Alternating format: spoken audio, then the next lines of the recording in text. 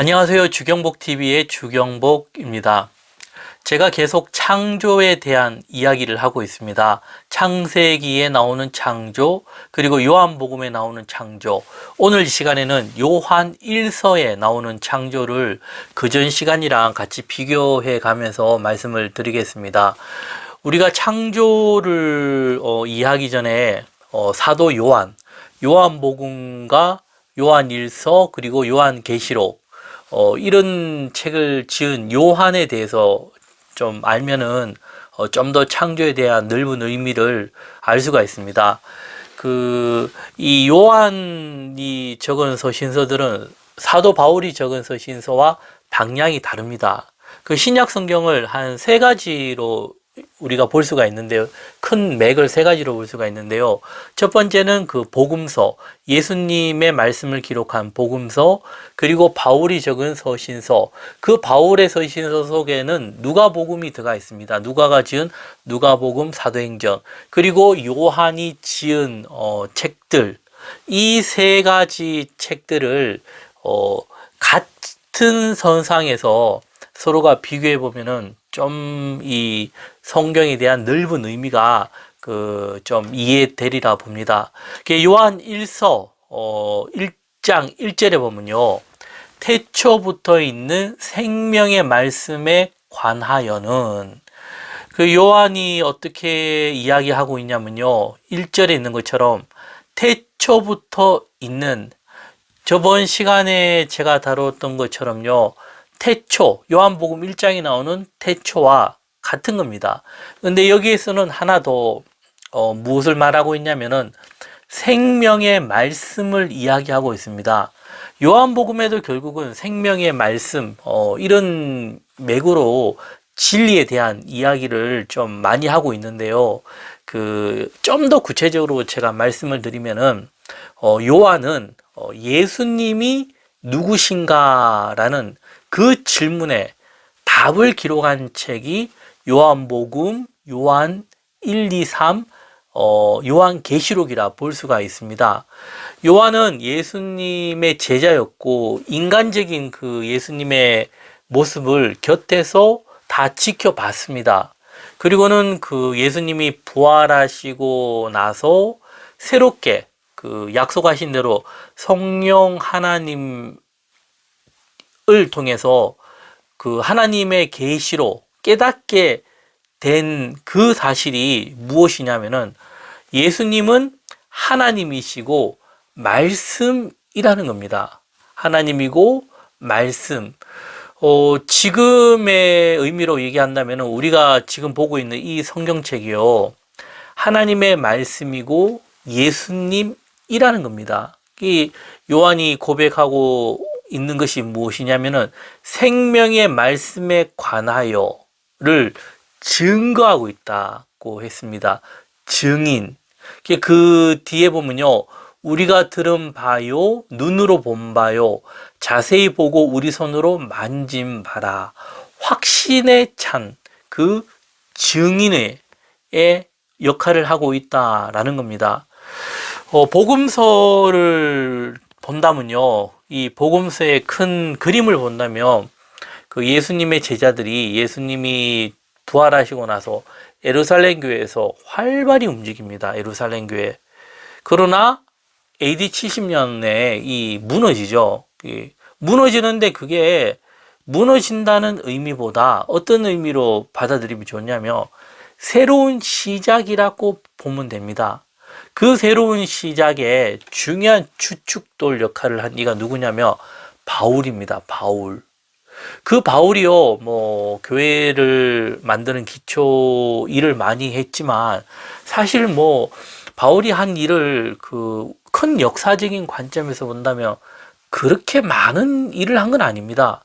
근데 바울이 왜 위대하게 느껴지고 그가 한 일이 엄청난 영향을 끼친 것은 바울이 그 시절에 했던 일보다도 그 교회를 세워나가면서 편지를 적었잖아요. 그러면서 남긴 기록이 어떻게 해요? 성경이 되었고 그 성경으로 인해서 어떻게 해요? 이 오랜 세월 동안 많은 교회에 영향을 끼쳤다라는 겁니다. 그 바울은 생각지도 못했을 겁니다. 자신이 그렇게 적은 소신서들이 이만큼 영향력을 끼친다는 거 생각도 못했을 겁니다. 바울만 그렇습니까? 요한도 마찬가지입니다. 그때 이제 성실하게 살고 복음을 전하기 위해서 남긴 그 책들이 어떻게 해요? 지금 우리들에게 그리고 과거에도 미래에도 엄청난 영향력을 끼친다는 겁니다. 이것이 하나님의 섭리라는 겁니다. 하나님의 섭리. 결국은 바울 이후에도 뛰어난 사람들이 많이 나왔지만은 그들은 다 없어졌지만은 성경 66권이 확정되고 나서 성경을 통해서 복음의 역사가 계속 이어졌다라는 겁니다. 이것이 중요합니다. 성경을 통해서 하나님의 말씀을 통해서 말씀을 바로 아는 것 참 중요합니다. 그 말씀을 통해서 예수님을 만나고 우리가 어떻게 해요? 하나님을 아버지라 고백하는 것입니다.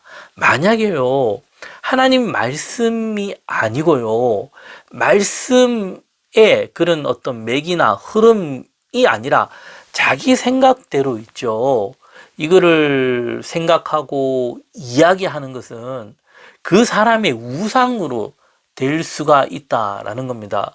참 이게 쉽지 않은 문제인데요. 복음을 받아들일 때는 하나님의 말씀을 통해서 그 말씀에서 말하는 예수님, 하나님이 되어야지 자기 머리에서 나온 그 예수님은 뭐죠? 우상이 된다라는 겁니다. 이 아주 중요합니다. 결국은요, 이 모든 것을 이뤄 나가는 것이 요한복음 14장에서 16장에 있는 것처럼 약속하신 대로, 예수님이 약속하신 대로 성령 하나님이 오셔서 모든 것을 다 완성해 주셨습니다. 그래서 성경을 통해서 각 사람 마음에 구원의 역사가 이루어졌다라는 겁니다. 이 두 가지입니다. 성령 하나님의 어떤 사역을 크게 본다면은 첫 번째는 이 땅에 성경을 남긴 겁니다. 성경을. 그리고 두 번째 무엇이냐? 그 남긴 성경을 우리가 읽고 듣고 볼 때 하나님이 깨닫게 해 주심으로 믿음이라는 도구를 통해서 우리가 누구를 볼 수 있는 겁니까? 예수님을 보고 예수님을 고백함으로 아바, 아버지, 하나님을 아버지라 부른다라는 겁니다. 요한이 고백하는 것은 태초부터 있는 생명의 말씀, 이 모든 섭리가 그 태초가 언제죠? 인간의 시간이 아니라 하나님의 시간, 그 하나님의 시간과 공간, 우리 인간은 알 수 없는 그 세계에 다 준비된 하나님의 역사가 지금 이루어졌다라는 겁니다. 참 기적이라는 겁니다. 지금 현재 내가 이 땅에 이 시간에 태어난 것도 기적이고요. 내가 지금 이 역사 속에서 살아간다는 것도 기적이고요. 가장 큰 기적은 어느 순간 내가 예수님을 만남으로 그 예수님을 만남을 통해서 무엇이 주어지는 겁니까? 영생이 주어진다라는 겁니다. 참 이 신비로운 어떤 세계. 요한복음 1장에도 말씀이 하나님이 되셨고 하나님과 함께 되셨고 3절에 보면요. 요한복음 1장 3절에 보면요. 만물이 그로 말미암아 지은 바 됐다 했습니다. 예수님으로 말미암아 그 모든 것들이 지어졌고 예수님으로 통해서 이 모든 것들이 이루어졌다라는 겁니다. 창조주 하나님이라는 겁니다. 역사의 주관자라는 거죠. 우리 역사가요, 태초, 처음 인간이 태어났을 때부터 그 마지막 예수님이 오실 때까지 이런 긴 역사가 있습니다.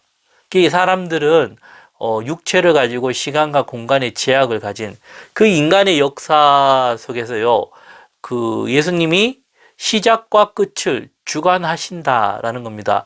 부분적으로 우리 인간들이 자유의지가 있고 선택할 수 있는 것들이 있지만은 그 하나님의 어떤 주관 속에서 어느 선까지만 우리들이 작용하고 그 모든 과정을 예수님이 지켜주신다라는 겁니다. 이게 가장 중요한 사건은 2000년 전에 뭐 이 역사에 보면 어느 점인지는 몰라도 이 시점에 이 땅에 누가 오셨죠? 예수님이 오셨다라는 겁니다. 예수님이 오셨는데 그 하나님이 하늘의 영광을 버리고 인간의 몸을 입고 오셔서 무엇을 했습니까? 십자가에 죽으시고 부활하심으로. 십자가에 죽으신 것은 왜 죽었습니까? 이 모든 역사 속에서 택함 받은 사람들의 죄를 예수님이 짊어지셨다라는 겁니다. 그게 가능합니다. 왜 가능할까요? 예수님은 하나님이시기 때문에 우리 인간이 가진 시간과 공간을 넘어서는 분이기 때문에 그 인간의 역사 속의 한 부분이지만은 하나님이기 때문에 영생이 작용한다는 겁니다. 그렇게 예수님이 그 짧은 시간 내에 사역을 하셨지만 그 인간의 역사의 모든 것을 다 이렇게 다 할 수 있는 그 능력이 있으셨다는 겁니다. 그래서 택한 사람들의 죄를 짊어지시고 죽으시고 죄가 있으면은 우리가 하나님 앞에 가지 못합니다. 죽을 수밖에 없는 그 존재를 대신 죽으시고 거기서 끝이 아니라 부활하심으로 다시 사셨네. 예수님이 다시 사셨다는 것은 우리들도 후에 다시 산다는 겁니다. 살면서 무엇이 주어지는 겁니까? 생명이 주어진다라는 겁니다. 하나님의 자녀가 되는 권세가 주어지고 가장 중요한 것은 지금 이 인간의 모습이 아니라 새로운 어떤 인간의 모습으로 만들어진다라는 겁니다. 그 모습 뭐 정확하게 모르겠죠? 누군가가 그 모습에 대해서 이렇다 저렇다 말하면 저는 안 믿습니다. 그거는 언제 하느냐? 나중에 하나님 나라에 가면은 그때 온전히 안다라는 겁니다. 그러니까 하나님의 나라도 뭐 어떻게 형상, 인간의 이성으로 만든 형상이 아니라 완전 새로운 어떤 그 곳이라는 겁니다. 그래서 이 예수님은 하나님이시기 때문에 어떻게 해요? 시간과 공간을 하셔서 그 역사를 해 주셨다라는 겁니다. 이 모든 것들이요, 우리 인간의 이성으로는 이해가 안 됩니다. 그리고 이해가 안 되는 게 정상입니다. 우리는 이것을 인간의 이성으로 아는 것이 아니라 믿음의 세계. 그 믿음의 세계라는 것이 무엇이냐면은 그 인간이 가진 그 시간과 공간이라는 것을 넘어서는 새로운 하나님의 세계에 갈 수 있는 길이라는 겁니다. 좀 더 쉽게 말씀을 드리면요, 우리가 핸드폰을 다 사용하잖아요. 핸드폰 기계는 별거 아니에요. 근데 기지국과 연결이 되면 어떻게 해요? 멀리 있는 사람들도 통화가 가능하잖아요. 그거와 똑같은 역할이라는 겁니다.